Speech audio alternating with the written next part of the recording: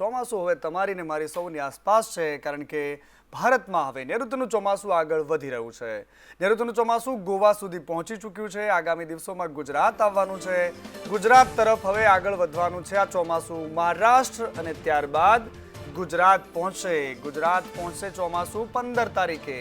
15 જૂન પહેલા આ ચોમાસું બેસી જશે, પરંતુ એ પહેલા થોડા દિવસો સુધી હવે પ્રી મોન્સૂન એક્ટિવિટી ગુજરાતમાં રહેશે, એટલે કે વરસાદનું વાતાવરણ ગુજરાતમાં અત્યારથી જ એટલે કે આવતીકાલથી ગુજરાતભરમાં રહેવાનું છે. ખાસ કરીને દક્ષિણ ગુજરાત અને દરિયાઈ પટ્ટીના જે વિસ્તારો છે ત્યાં વરસાદી વાતાવરણ રહી શકે છે.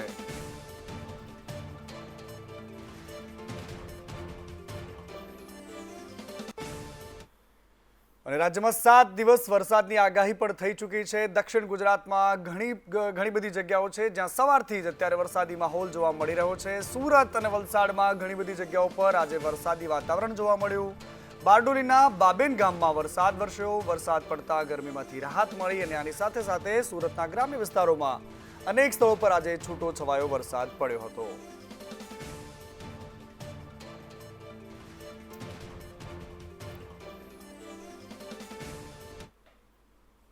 સુરત જ નહીં, વલસાડમાં પણ આ જ પ્રકારે વાતાવરણમાં પલટો જોવા મળ્યો. વાતાવરણમાં પલટાની સાથે સુરતની સાથે વલસાડમાં પણ આજે અનેક સ્થળો પર વરસાદી વાતાવરણ જોવા મળ્યું.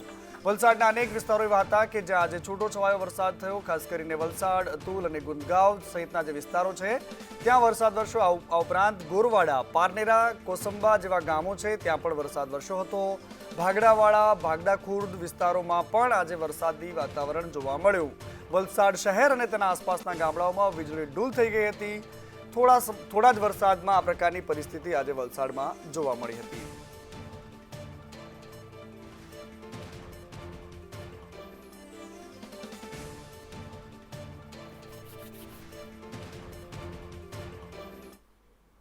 અને ગુજરાતમાં જ્યારે ચોમાસું આવતું હોય છે તો એનો રસ્તો મુંબઈ થઈને ગુજરાત આવે છે, અને એટલા જ માટે આજે સવારથી સત્તાવાર રીતે મુંબઈમાં ચોમાસાની એન્ટ્રી થઈ ગઈ છે, અને એટલા જ માટે મુંબઈમાં જોરદાર વરસાદ વરસી રહ્યો છે. આજે સવારથી વાતાવરણમાં પલટો હતો. મુંબઈના અલગ અલગ વિસ્તારોમાં આજે વરસાદી વાતાવરણ જોવા મળ્યું. ખાસ કરીને દાદર, માટુંગામાં સૌથી વધારે વરસાદ નોંધાયો છે. મુંબઈમાં આજે સવારથી વરસાદી વાતાવરણ જોવા મળ્યું હતું. મુંબઈના અલગ અલગ વિસ્તારો છે જ્યાં આજે જે વરસાદના દ્રશ્યો સામે આવ્યા છે, જેમાં લગભગ મોટાભાગના વિસ્તારો એવા હતા કે જ્યાં આજે વરસાદી પાણી ભરાઈ ગયા હતા. આ દ્રશ્યો મુંબઈના છે અને આવી જ ધડબડાટી સાથે ગુજરાતમાં પણ વરસાદ આવશે તેવું હવામાન નિષ્ણાતો કહી રહ્યા છે. હવામાન વિભાગ પણ કહી રહ્યું છે અને આ જ પ્રકારના દ્રશ્યોની રાહ ગુજરાત પણ જોઈ રહ્યું છે, કારણ કે ભારે ઉકળ્યા છે. આ વખતે જબરદસ્ત ગરમી રહી છે અને આવું જ જબરદસ્ત ચોમાસું રહે એના માટેની આશાઓ ખેડૂતો રાખતા હોય છે, અને ખાસ કરીને શહેરી જનતા પણ, કારણ કે ઉકળાટ, બફારો આ સૌથી હવે લોકો કંટાળી ચૂક્યા છે. અને રાજ્યમાં આજથી 7 દિવસ માટે વરસાદની આગાહી થઈ છે. અનેક વિસ્તારોમાં સામાન્યથી લઈને મધ્યમ વરસાદ રહેવાનો છે. હવામાન વિભાગે આ પ્રકારની વાત કરી છે. કેટલાક વિસ્તારોમાં પવન સાથે વરસાદ રહેવાનો છે.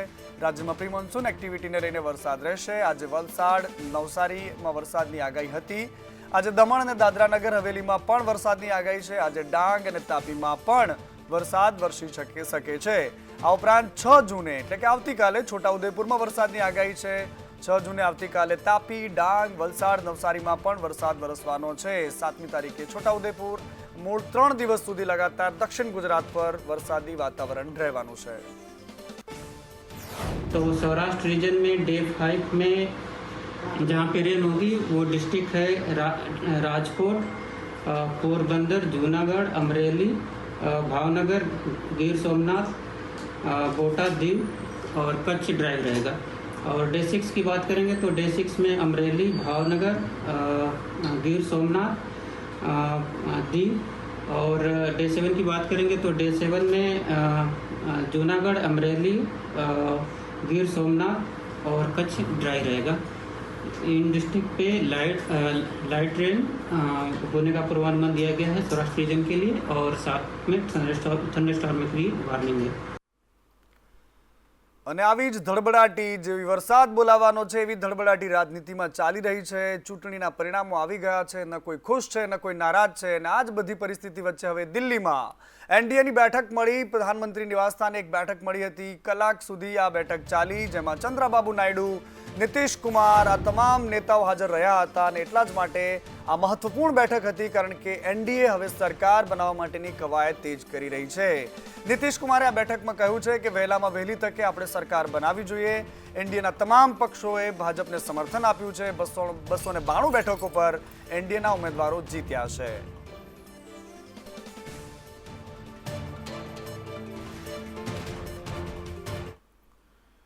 અને આજ એનડીએની બેઠકમાં જે પ્રસ્તાવ પસાર કરવામાં આવ્યો, જેમાં સર્વસંમતિથી પ્રધાનમંત્રી નરેન્દ્ર મોદીને તેમના નેતા તરીકે ચૂંટવામાં આવ્યા છે. એની સાથે સાથે જે વાત નિશ્ચિત માનવામાં આવતી હતી એ જ વાત કે 2024માં પ્રધાનમંત્રી મોદીના નેતૃત્વમાં એકજૂથ થઈને લડ્યા હતા તેવું એનડીએના તમામ નેતાઓએ કહ્યું છે. લોકોની સેવા કરવા માટે અમે કટિબદ્ધ છીએ.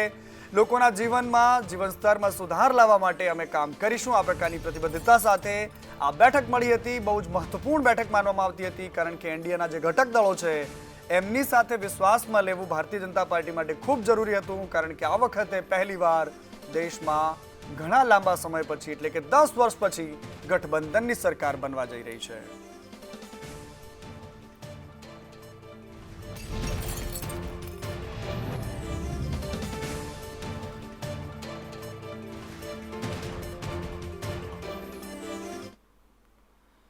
અને એનડીએના નેતાઓ આજે રાષ્ટ્રપતિને મળવા જશે. પ્રધાનમંત્રી મોદી, નીતિશ કુમાર, ચંદ્રબાબુ નાયડુ અને અમિત શાહ સહિતના નેતાઓ રાષ્ટ્રપતિને મળીને સરકાર બનાવવાનો દાવો કરવાના છે.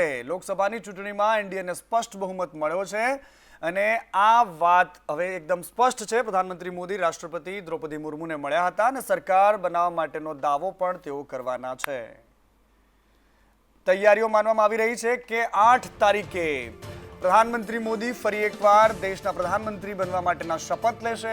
સૌથી મોટી વાત એ છે કે આ વખતે પ્રધાનમંત્રી મોદી શપથ લેતાની સાથે જ એક નવો રેકોર્ડ બનશે, જે જવાહરલાલ નહેરુના નામે હતો કે દેશમાં સતત 3 વખત પ્રધાનમંત્રી બનવાનો એ રેકોર્ડ. હવે એ સરસાઈ કરવા માટે પ્રધાનમંત્રી મોદી પણ 8મી તારીખે શપથ લેશે.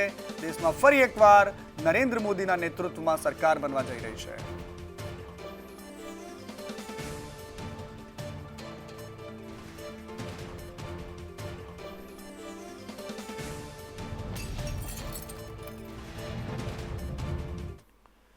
અને એનડીએની જે બેઠક મળી એમાં સૌથી મહત્વપૂર્ણ વાત એ હતી નીતિશ કુમાર અને ચંદ્રબાબુ નાયડુ, તેઓ શું વાત રાખે છે, તેમનું શું સ્ટેન્ડ હોય છે, એના પર સૌ કોઈની નજર હતી, કારણ કે આ મામલો હવે એ સ્તર પર આવીને ઊભો છે કે કંઈક માંગવાનું છે અને સામેથી કંઈક મળવાનું છે. એ આશા એ તમામ નેતાઓની છે, જેમના એક સાંસદ ચૂંટાયો છે કે 2 ચૂંટાયા છે. એ તમામ નેતાઓની નજર પણ હવે દિલ્હી દરબારમાં અને સરકાર પાસેથી હશે. જે સરકાર નવી બનવા જઈ રહી છે એનડીએની સરકાર, એમની સામે શું અપેક્ષાઓ છે? નીતિશ કુમારે કહ્યું છે કે ઝડપથી સરકાર બનાવવી જોઈએ. એનડીએની બેઠકમાં નીતિશ કુમાર બોલ્યા હતા. નીતિશ કુમારે આ વાત બેઠકમાં કરી છે અને એ જ નીતિશ કુમાર છે કે જ્યાં ઇન્ડિયા ગઠબંધનના આદ્ય સ્થાપક માનવામાં આવે છે. એટલા જ માટે રાજનીતિ ગરમ છે. બીજી બાજુ ઇન્ડિયાની પણ બેઠક અત્યારે મળી રહી છે.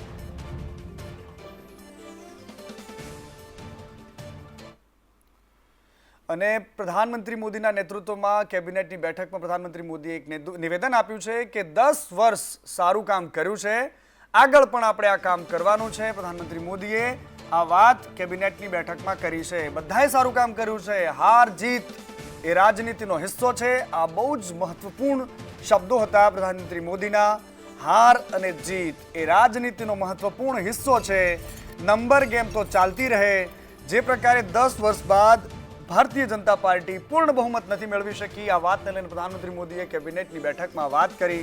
ખાસ કરીને ભારતીય જનતા પાર્ટી ઉત્તર પ્રદેશમાં જે નબળું પ્રદર્શન કર્યું છે એની સાથે સાથે મહારાષ્ટ્ર, ઉત્તર પ્રદેશ અને હિન્દી હાર્ટલેન્ડમાં જે ભાજપને નુકસાન થયું છે એને લઈને પ્રધાનમંત્રી મોદીએ આજે કેબિનેટમાં આ વાત કરી હતી.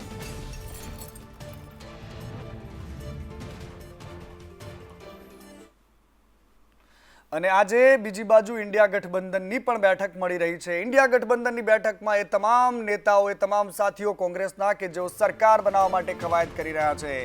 દિલ્હીમાં ઇન્ડિયા ગઠબંધનની બેઠક મળી રહી છે. મલ્લિકાર્જુન ખડગેના નિવાસસ્થાન પર આ બેઠક મળી છે, જેમાં આજે તેજસ્વી યાદવ અને નીતિશ કુમાર બંને એક જ ફ્લાઇટમાં બેસીને મુસાફરી કરતા જોવા મળ્યા હતા.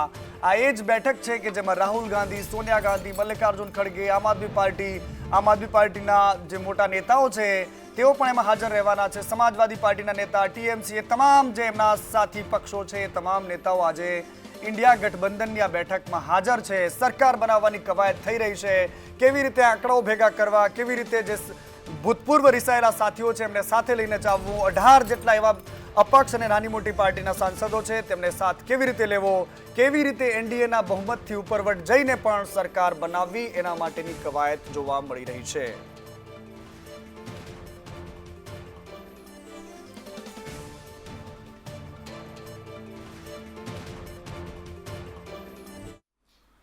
અને ગુજરાતથી પણ તમામ સાંસદોને દિલ્હી પહોંચવા માટે આદેશ કરી દેવામાં આવ્યો છે. તમામ સાંસદોને આવતીકાલે સાંજ સુધીમાં દિલ્હી પહોંચવાનો આદેશ થઈ ચૂક્યો છે. આવતીકાલ સાંજ સુધીમાં તમામ સાંસદો જે નવા ચૂંટાયા છે તેમને દિલ્હી પહોંચવાનું છે. અને એટલા જ માટે કારણ કે પ્રધાનમંત્રી મોદીના નેતૃત્વમાં નવી સરકાર બનવા જઈ રહી છે. એમાં શપથવિધિનો કાર્યક્રમ પણ થવાનો છે. 8 તારીખે રજીસ્ટ્રેશન થશે ગુરુવારે, અને ત્યારબાદ આ કાર્યક્રમ માટે પણ તમામ સાંસદો ત્યાં રોકાવાના છે. ભારતીય જનતા પાર્ટીના હાઈકમાન્ડ દ્વારા આ સૂચના સાંસદો સુધી પહોંચાડવામાં આવી છે.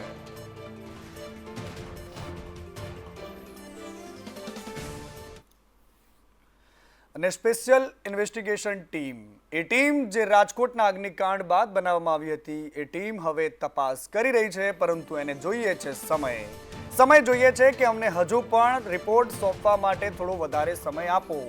10 દિવસમાં રિપોર્ટ તૈયાર કરવાનો આદેશ હતો, તૈયાર ન થતા વધારે સમયની માંગ કરી છે. હજુ પણ કેટલાક લોકોના નિવેદન લેવાના બાકી હોવાની વાત એસઆઈટીએ કરી છે. એસઆઈટીનું કહેવું છે કે અમારે હજુ પણ ઘણા બધા લોકોની પૂછપરછ બાકી છે અને એટલા માટે થોડો સમય લાગી શકે છે.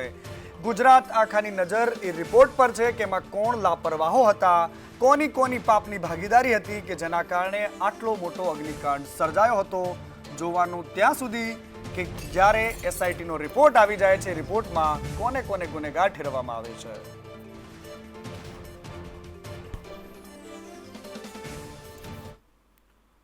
અને રાજકોટમાં અગ્નિકાંડ બાદ હવે અમદાવાદમાં તંત્ર જાગી રહ્યું છે. કારણ કે અમદાવાદમાં તંત્રને એ પણ ખબર પડી કે સ્કૂલોમાં પણ આ પ્રકારની વ્યવસ્થાઓ આપણે જોવી પડશે, અને એટલા જ માટે ડીઓ એક્શન મોડમાં છે. 539 શાળાઓમાં તપાસ કરવામાં આવી.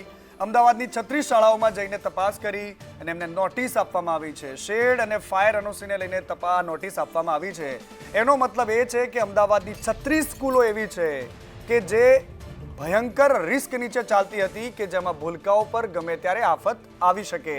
સહજાનંદ અમૃતા સ્કૂલ પાસે ફાયર એનઓસી ન હોવાનું વાત સામે આવી છે. જયંબે સ્કૂલ પાસે પણ ફાયરની એનઓસી નહોતી. વિચાર કરો, આ સ્કૂલો છે કે જ્યાં નાના બાળકો ભણવા માટે આવે છે. એવી અનેક સ્કૂલો હતી કે જ્યાં શેડ લગાવવામાં આવ્યા હતા. શાળાઓ પાસેથી લિખિતમાં બાંહેધરી લેવામાં આવી છે. જ્યાં સુધી બાંહેધરીઓ લેવામાં આવતી રહેશે ત્યાં સુધી માથે મોત ભટકતું રહેશે. એ વાત સમજવાની ખૂબ સારી રીતે જરૂર છે. 539 જેટલી શાળાઓની ચકાસણી પૂર્ણ કરવામાં આવેલી છે, અને આ ચકાસણી દરમિયાન અત્યાર સુધીમાં 377 જેટલી શાળાઓ ફાયર એનઓસી ધરાવતી છે. બાકીની સેલ્ફ ડિક્લેરેશનની છે. 4 જેટલી શાળાઓ જે છે જેમાં ફાયર એનઓસી નથી તેવી જોવા મળેલી છે. Sahajanand school, Amrita school, Jay Ambe school અને સહજાનંદ સેલ્ફ ફાઇનાન્સ, એટલે 3 ગ્રાન્ટેડ અને 1 સેલ્ફ ફાઇનાન્સ, એમ 4 શાળાઓ જે છે ફાયર એનઓસી નથી ધરાવતી. જેઓએ અરજી તાત્કાલિક કરવા માટે અમને બાંહેધરી આપી છે અને અરજી કરવા માટે અમે એમને સૂચના આપી દીધી છે. તેના પ્રમાણે એ આગામી દિવસોમાં અરજી માટે બાકીના જે છે ફાયરના ઉપકરણો એ તાત્કાલિક શાળા શરૂ થાય તે પહેલાં ફાયરના ઉપકરણો એમને શાળામાં રાખવા માટેની સૂચના આપી દીધી છે. સૂચના કેમ, દંડ કેમ નહીં? આ સવાલ તમને ને મને સૌ કોઈને થવો જોઈએ. માત્ર સૂચના આપવાથી કામ થઈ જશે? અને સ્કૂલો ચાલુ થયા પછી કોઈ દુર્ઘટના ઘટશે તો પછી માત્ર ને માત્ર આપણે એસઆઈટીઓ અને એમના રિપોર્ટની રાહ જોવાનું, આ જ પ્રકારની પરિસ્થિતિનો આપણે વેઇટ કરવાનો છે. આ ખૂબ જ ગંભીર મામલો છે અમદાવાદમાં જે સામે આવ્યો છે. બીજી બાજુ એક બીજી એવી ગંભીર બાબત સામે આવી છે નકલીના ખેલની. સુરત જિલ્લામાં નકલીનો ખેલ ત્યાં સુધી ચાલી રહ્યો છે કે જેને તમે ઈનો સમજીને પી રહ્યા છો એ પણ નકલી છે. નવી પારડી અને ગલુડીમાંથી નકલીનો જથ્થો ઝડપાયો છે. નકલી ઈનો ઝડપાયો છે. હેર રિમૂવલ ઝડપાયું છે. ક્રીમનો જથ્થો ઝડપાયો છે. નવા પારડી ગામમાંથી ઇન્ડસ્ટ્રીમાં આ તમામ જથ્થો બનાવવામાં આવતો હતો. ગલુડી ગામે બોક્સ પેક કરીને આ પ્રકારનો માલ માર્કેટમાં સપ્લાય કરવામાં આવતો હતો. નકલી મંગલદીપ અગરબત્તીનો જથ્થો પણ ઝડપાયો છે. પોલીસે કુલ 10,34,000નો મુદ્દામાલ જપ્ત કર્યો છે. 4 શખ્સોની પણ ધરપકડ કરી છે, કાર્યવાહી કરી રહી છે. પરંતુ સૌથી મોટી વાત એ છે કે નકલી શેમ્પૂથી લઈને નકલી ઈનો અને અગરબત્તી સુધી કંઈ જ બાકી નથી. વાહરે તંત્રવા. નેશનલ ઇન્ડસ્ટ્રી એસ્ટેટ ખાતે અમુક વિષયમાં ગેરકાયદેસર ઈનોનો જથ્થો બનાવે છે, જે આધારે ત્યાં રેડ કરતા એક ઇલેક્ટ્રિક એસેમ્બલ મશીન તથા ઈનોનો જથ્થો, ડુપ્લિકેટ ઈનોનો જથ્થો મળી આવેલ અને 2 આરોપી મળી આવેલ. તેની સઘન પૂછપરછ કરતા વધુ જથ્થો પિનલ રેસિડેન્સી મકાન જે ભાડે રાખેલું હતું ત્યાં મળી આવેલો. ત્યાં મંગલદીપ અગરબત્તી તથા હેર રિમૂવર ક્રીમ પણ મળી આવેલ. આમ કુલ 10,35,682 નો મુદ્દામાલ પોલીસે કબજે કરેલો છે અને કુલ 4 આરોપીને અટક કરી છે. અને આવી જ એક આગ મોરબીમાં પણ લાગી છે. મોરબીમાં એલેક્સ પેપરની મિલ છે, જેમાં આગ લાગી છે. માળિયા હાઈવે પર આ મિલ આવેલી છે, જેમાં આગની આ ઘટના સામે આવી છે. પેપરના વેસ્ટમાં અગમ્ય કારણોસર આગ લાગી હતી. મોરબીનો ફાયર ફાઇટરની ટીમો ઘટના સ્થળે પહોંચ્યા હતા અને આગ પર કાબુ મેળવવાની કોશિશ કરાઈ રહી હતી. અને સુરતમાં એસઓજીની ટીમે કામરેજ તાલુકાના કઠોર ગામેથી ગેરકાયદેસર ફટાકડાનું ગોડાઉન ઝડપી પાડ્યું છે. આંબલી 4 રસ્તા પાસે આવેલું આ ગોડાઉન હતું, જેમાં કોઈ પણ જાતની ફાયર સેફટી કે એનઓસી વગર ફટાકડાનો સંગ્રહ કરવામાં આવતો હતો. પોલીસને બાતમી મળી, પોલીસે દરોડા પાડ્યા અને 48.60 લાખના વધુનો મુદ્દામાલ જપ્તે કરવામાં આવ્યો. એક શખ્સની પણ ધરપકડ કરાઈ છે.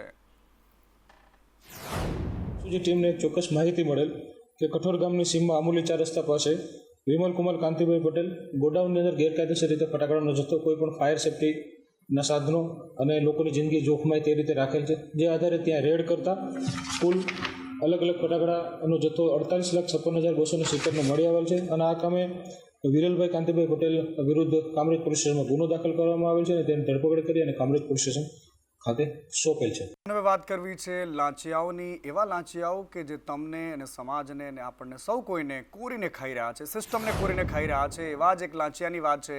લાંચ લેતા ઝડપાયેલા હતા ઉનાના પીએસઆઈ વરુ. એસીબીમાં આજે હાજર થયા છે. આ પીએસઆઈ છે, જે જોઈ લો જરા તેમને ધ્યાનથી. ઉનાના પીએસઆઈ વરુ વચેટિયાઓ મારફતેથી લાંચ લેતા હતા. એસીબીએ વચેટિયાઓને લાંચ લેતા ઝડપી પાડ્યો હતો. પીએસઆઈ વરુને કોર્ટમાં રજૂ કરાશે. હવે એમની સામે કાર્યવાહી થશે.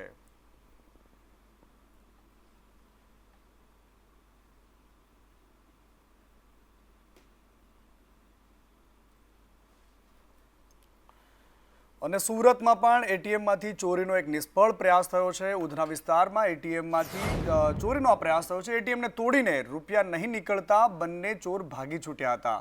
ઉધના પોલીસે બંને આરોપીઓને ઝડપી પાડ્યા છે. ભેસ્તાન આવાસમાંથી આ બંને આરોપીઓ ઝડપાયા છે. કેવી રીતે આ એટીએમની હાલત કરી છે એ પણ જરા જોઈ લો. આ સીસીટીવી કેમેરામાં દ્રશ્યો સામે આવ્યા છે કે આ ચોરોએ પહેલાં તો એને બહુ જ મહેનત પછી આ એટીએમને તોડવાનો પ્રયાસ કર્યો, ભાગી છૂટ્યા અને ત્યારબાદ પોલીસે ઝડપી પાડ્યા છે.